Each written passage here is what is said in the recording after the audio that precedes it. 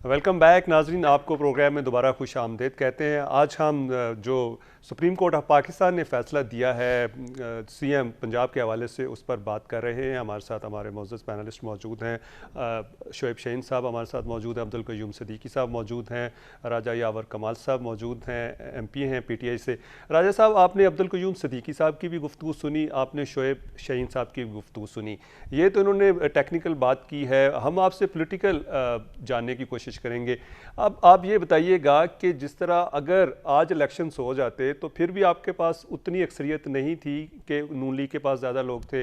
अब जाके 17 जुलाई को इलेक्शंस होने जा रहे हैं, तो चूँकि हमने जितना भी देखा है कि ज़मीनी इंतखाबात जब भी होते हैं, जिसकी हुकूमत होती है मोस्टली कैंडिडेट्स उनके जीतते हैं। माजी में भी हमने यही देखा है।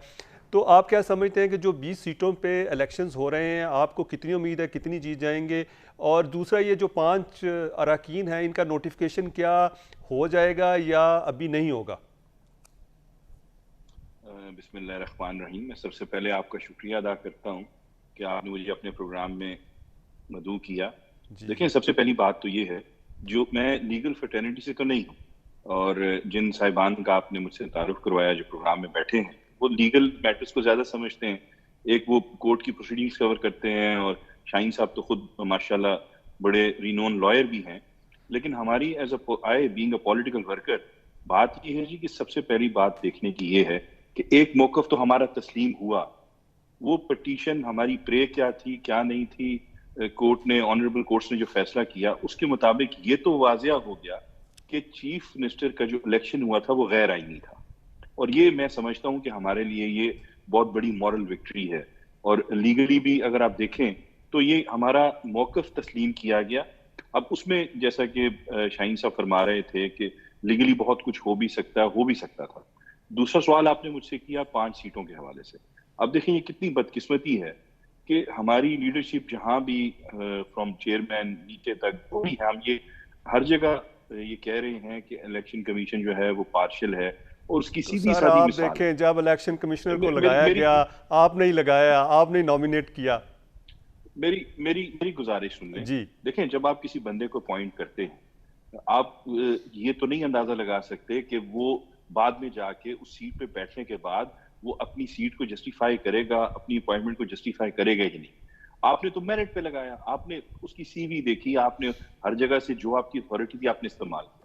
अब मेरा सीधा सा सवाल ये है कि एक बड़ी ऑनरेबल हायर कोर्ट, हायर हाँ, जी जी जी जी, आप प्लीज बात जारी रखें। गुजारिश सुन, जी जी जी कंटिन्यू। नहीं मेरी सुन ले, उसका भी जवाब मैं दे सकता हूँ, लेकिन मैं बोलना नहीं चाह रहा। जी गुजारिश ये है कि जब एक हायर कोर्ट ने डिसीजन दे दिया कि आप इन 5 सीटों पे नोटिफाई करें, इलेक्शन कमीशन को कहा, ये मैंने नहीं कहा, ये किसी आम आदमी ने नहीं कहा, ये हायर कोर्ट ने कहा।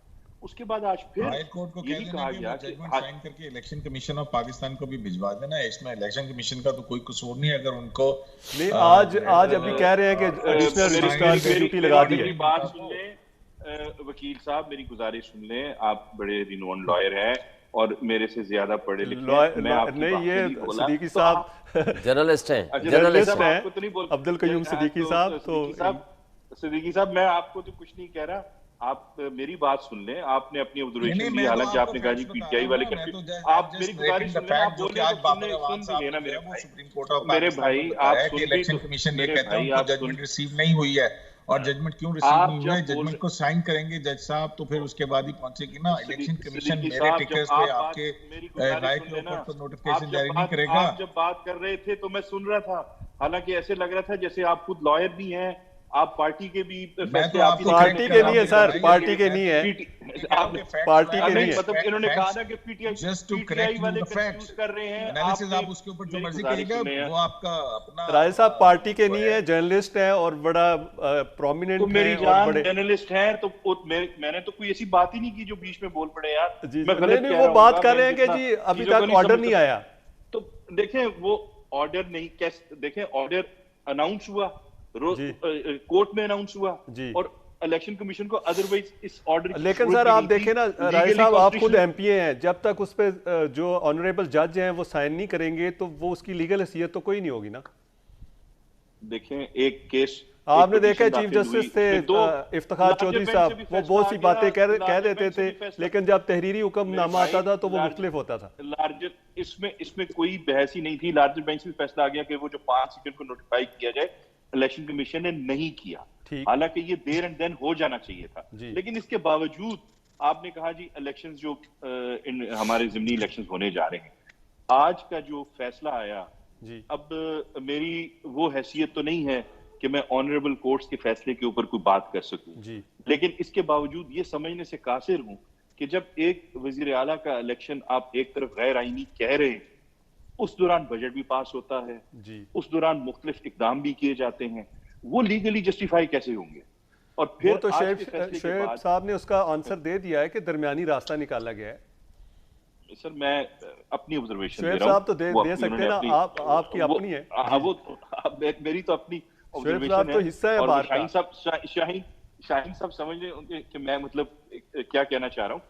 फिर जो इलेक्शंस आने हैं, देखें आज के फैसले के बाद ये हमारे लिए एक बहुत रिलीफ इसलिए भी है कि इस वक्त जो पंजाब गवर्नमेंट जिन जिलों में ये हमारे ज़िमनी इलेक्शन होने जा रहे हैं, ना तो वहां इलेक्शन कमीशन ने भी आंखें बंद की हुई हैं कि डेवलपमेंट के काम भी जारी हैं, ट्रांसफर पोस्टिंग्स भी हो रही हैं और डेट वाइज बताई भी गई। तो आज के बाद कम से कम पंजाब की जो ब्यूरोक्रेसी है, इसको ये समझ आएगी कि ये वन वे ट्रैफिक नहीं है। अब कम से कम वो भी एक पेंडुलम की तरह स्विंग होगा सारा, कि जब तक इलेक्शन हो नहीं जाते और उसके नतीजे में जो मेंबर्स आएंगे उनकी जिसकी एक्सपीरियंस होगी उसने वजीर आला जी, उससे वजीर आला बिल्कुल राजा साहब, जिस तरह आपने कहा कि और दूसरी गुजारिश ये है कि जो इनके धांधली के मंसूबे थे, मेरा नहीं ख्याल कि अब वो वैसे कामयाब। अच्छा, धांधली के मंसूबे बिल्कुल। और जिस तरह आपने राय साहब एक बात की है कि हमें थोड़ा सा रिलीफ मिला है, लेकिन यहाँ पे हम नाजरीन दोबारा ब्रेक लेते हैं और ब्रेक से जब वापस आएंगे तो अब्दुल कयूम सिद्दीकी साहब से हम जानेंगे कि राजा यावर कमाल साहब कहते हैं कि हमें रिलीफ मिला है, तो क्या पीटीआई को कोई नई लाइफ लाइन मिली है? इस पर हम बात करेंगे, हमारे साथ रहिएगा।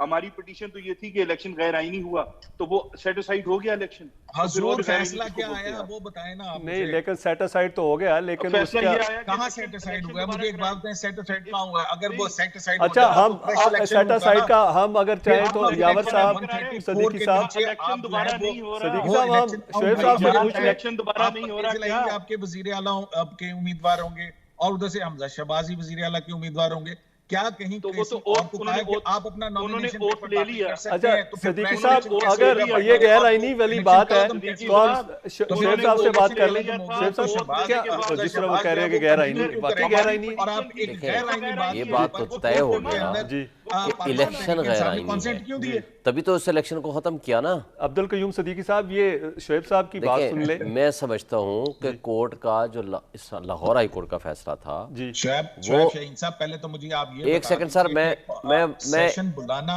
ये इट्स अ प्रोसीजर। सर मैं गुजारिश कर दूं ना, प्रोसीजर में आता है या और चीज में आता है? सर मैं गुजारिश कर दूं जी, देखें जो इलेक्शन था जिसके जरिए हमजा शहबाज मुंतखब हुए थे, वो election illegal and unconstitutional declare हो गया, ठीक है, दोबारा इलेक्शन के लिए भेज दिया। अब वो जो सुप्रीम कोर्ट का फैसला था उस आर्टिकल 63A की रोशनी में, वो जो 25 वोट उसमें काउंट हुए थे वो गलत थे, तो हाई कोर्ट ने कह दिया दोबारा इलेक्शन करा ले। अब हम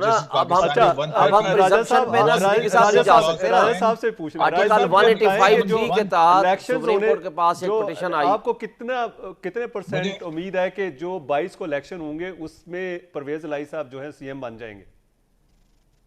सर इंशाल्लाह आप देखिएगा, क्योंकि ये 20 सीटें हमारे ही टिकट पे जीत के लोग आए थे, कुछ लोग आजाद थे, बाद में शामिल हुए, लेकिन नेचुरली वो पीटीआई के डेवलपमेंट फंड्स डेवलप, ये आप ना आपके बीच में मैं नहीं बोलता भाईजान, और हम लोग 20 सीटें हमारी आजाद थे जो बाद में आपके साथ शामिल हुए थे। जी चले राय साहब, आप बात कीजिए, आप भी अपनी नॉलेज दुरुस्त कर लीजिएगा। अच्छा, मेरे शाहीन साहब से एक सिंपल सा सवाल था, बड़ी जबरदस्त वो बात कर रहे थे, और आम से लफ्जों में एक आम पाकिस्तानी के लिए, मेरे जैसे अनपढ़ पाकिस्तानी के लिए एक सिंपल सा सवाल है कि हमारी प्रे ये थी कि ये इलेक्शन गैर आईनी था जी, हमारी प्रे ये थी कि जो हाई कोर्ट ने भी की कि जी आप एक दिन में इलेक्शन करा दें, कि जी हमारे पास हमें टाइम दिया जाए। अगर वजीर आला साहब 15 को आईनी तौर पे इलेक्ट हुए थे तो फिर 22 को इलेक्शन कराने की जरूरत क्या थी? एक सिंपल सा सवाल मेरा है, जो कि मतलब एक आम पाकिस्तानी मेरे जैसा जो है वो जितना, लेकिन इसका हल भी तो कोई निकालना था राजा साहब, इसका हल ही नहीं निकल रहा था। तो हल पिछले दो देखे मार्च से रख के अभी तक हल नहीं निकल रहा। सादा से लफ्जों में ये बात तस्लीम की गई कि वो गैर आईनी इलेक्शन था, वो गैर आईनी इलेक्शन तस्वर किया गया और इसीलिए 22 को इलेक्शन होने जा रहा है। अब उसको ये बहुत ज्यादा पढ़े लिखे सदीकी भाई जो मर्जी लफ्ज अदा कर दे, जो मर्जी कह लें, वो राज साहब, सदीकी साहब बिल्कुल आखिरी 30 सेकंड है आपके पास। सदीकी साहब 30 सेकंड आपके पास और जबरदस्त हो गई आसानी होती।